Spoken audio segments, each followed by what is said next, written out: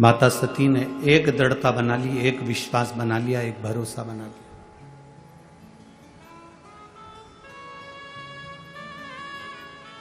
अगर मैं विवाह करूंगी तो केवल शिव से।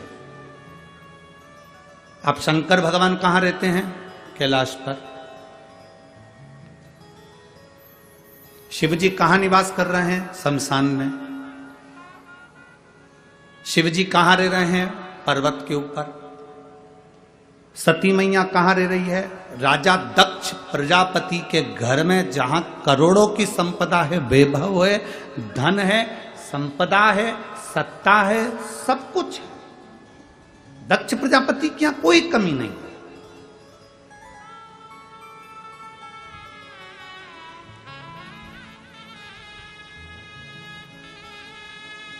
समझाया जा रहा है, सती मेरी बात मान ले तो विवाह मत कर। सती मेरी बात मान ले तो शिव से विवाह मत कर।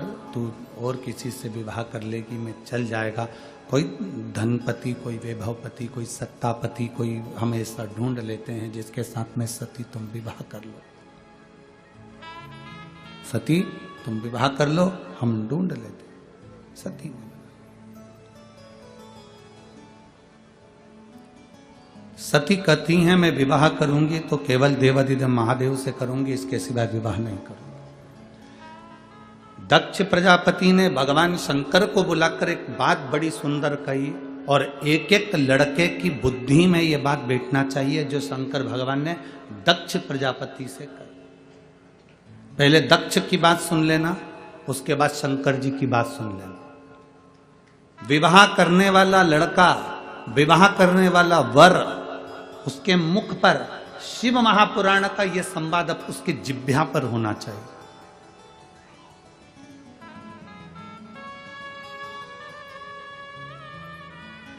दक्ष प्रजापति ने कहा सुनो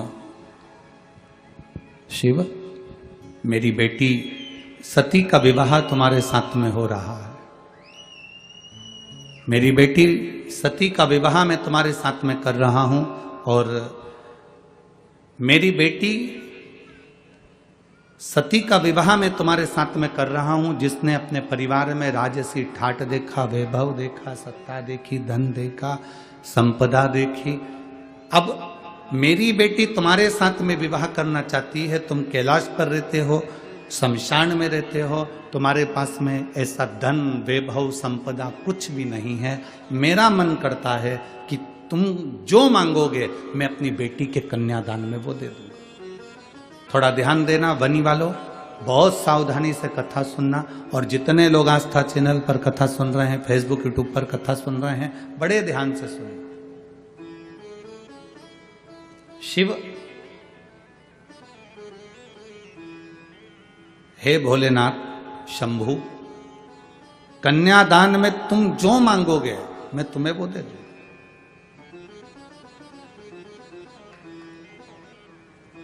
आज मेरी बेटी ब्याह रही है, तुम्हें जो चाहिए मांगो। भोलेनाथ जी ने कहा दक्ष प्रजापति को देखकर।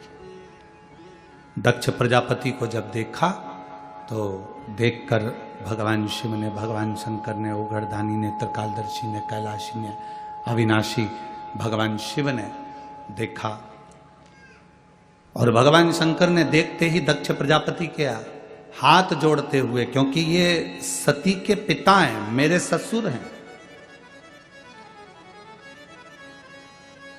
सती के पिता हैं, मेरे ससुर हैं, तो हाथ जोड़ते जोड़ते उन्होंने निवेदन किया। हाथ जोड़कर निवेदन करा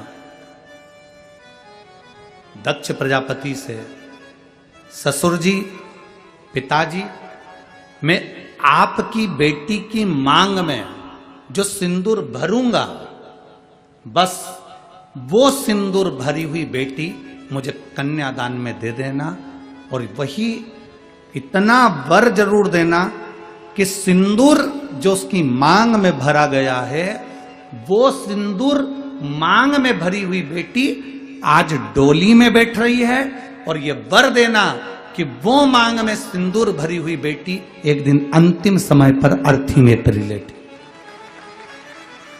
उसके मांग में सिंदूर भरा हो, बिना सिंदूर के वो अर्थी पर भी ना लेटे।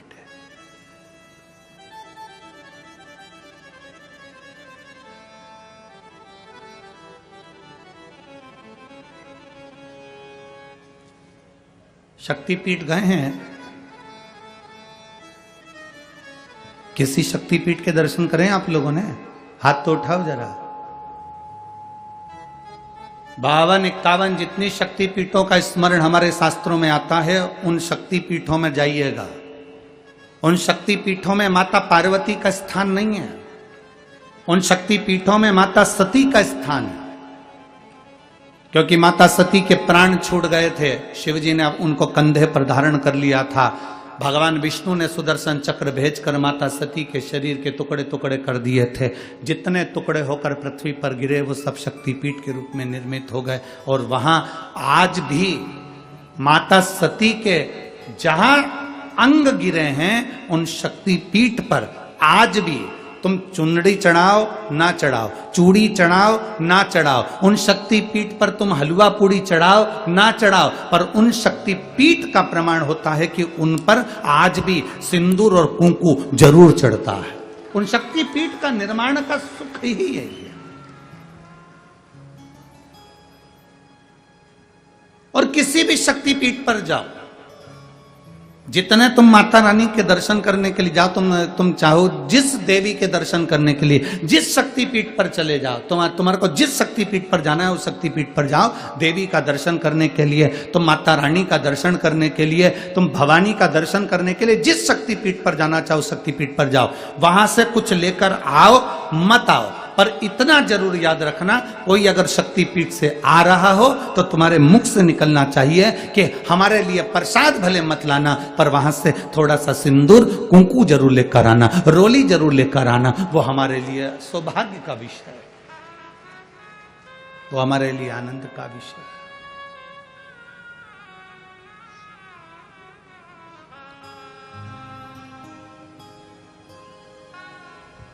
महाराज शिव, मेरी बेटी सती तुम्हारे साथ में ब्याह रही है। शिव, मेरी बेटी सती का विवाह तुम्हारे साथ में हो रहा है। मेरी बेटी सती तुम्हारे साथ में ब्याह रही है। मेरी बेटी सती का विवाह तुम्हारे साथ में हो रहा है। और मांग लो, तुमको कन्यादान में अगर कुछ देना हो तो आप बोलो, हम आपको वो दे देते हैं।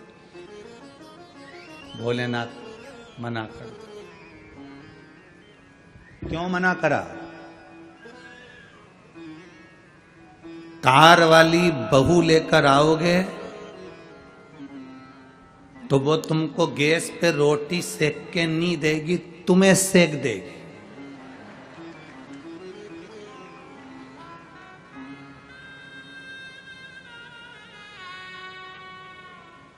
पर संस्कार वाली बहू लेकर आओगे तो जैसे वनी में शिव महापुराण की कथा हो रही है, ऐसी कथा तुम्हारे यहां भी हो जाएगी अगर संस्कार वाली ला।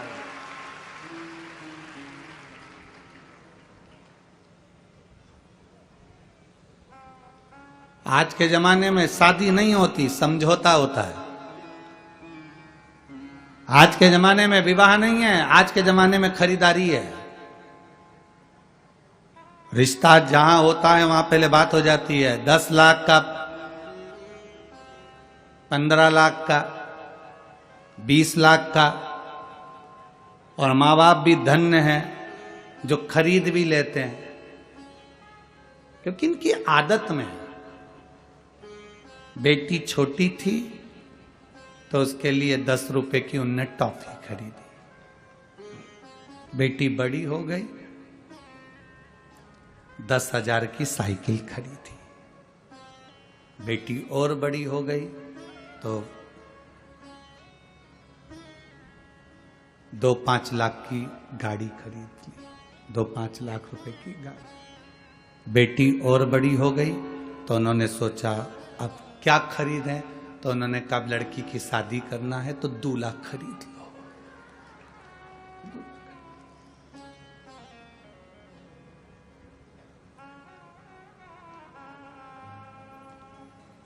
तुमने भी सोचा ससुर अच्छा मिला है, गाड़ी दे रहा है, जमीन दे रहा है, बेटी दे रहा है, half set, full set, sofa set, सब दे रहा है, पर तुम ये अंदाजा नहीं लगा के बैठे कि उसकी बेटी जब तेरे यहाँ आएगी तो सोफा सेट तो रहेगा, हाफ सेट तो रहेगा, फुल सेट तो रहेगा, पर तू अपसेट रहेगा।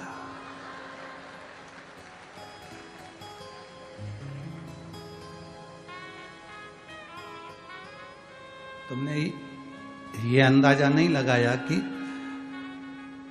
तेरा क्या होगा कालिया। तुमने तो धन देख लिया, संपदा देख ली, सत्ता देख ली ना।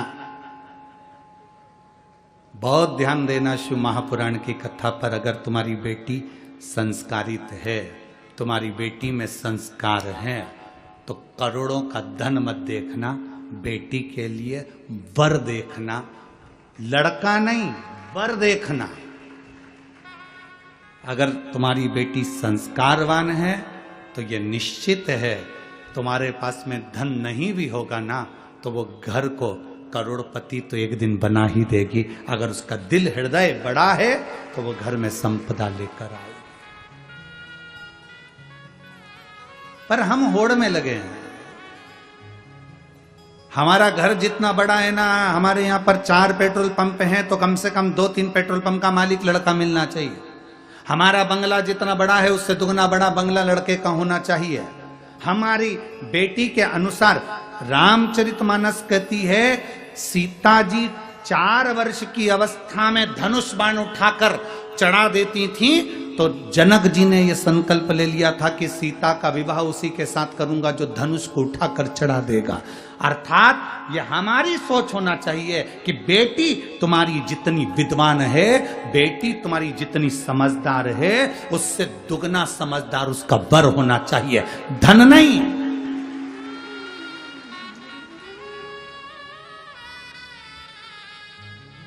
हम धन दुगना देखते हैं, हम संपदा दुगनी देखते हैं, हम पैसा दुगना देखते हैं, पर लड़का विवेक से दुगना नहीं देखते, बुद्धि से दुगना नहीं देखते कि हमारी बेटी के अनुकूल हो।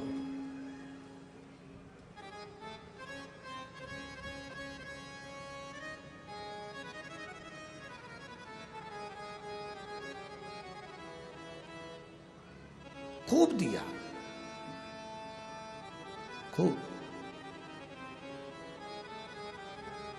ओ बेटी ससुराल में रहियो तू चांद बन के। तुम भी बोलो एक बार, बेटी ससुराल में रहियो तू चांद बन के। हीरा और पन्ना की दुकान बन के, हीरा और पन्ना की दुकान बन के। बेटी ससुराल में रहियो तो चांद बन के। हमारे यहाँ बेटी की जब विदाई होती थी तो माताएं घर से कहकर भेजती थी। क्या लाइन बोलती थी? ओ बेटी ससुराल में रहियो तू, बोलो रे बनी वालो, चांद। कौन सी दुकान? जम के बोलो जरा। हीरा और पन्ना की। आप लोग को शिव और पार्वती के विवाह की यह कथा पसंद आई होगी तो वीडियो को लाइक करिएगा, शेयर करिएगा। मेरे चैनल में नए होंगे तो मेरे चैनल को सब्सक्राइब करिएगा। श्री शिवाय नमस्तुभ्यम।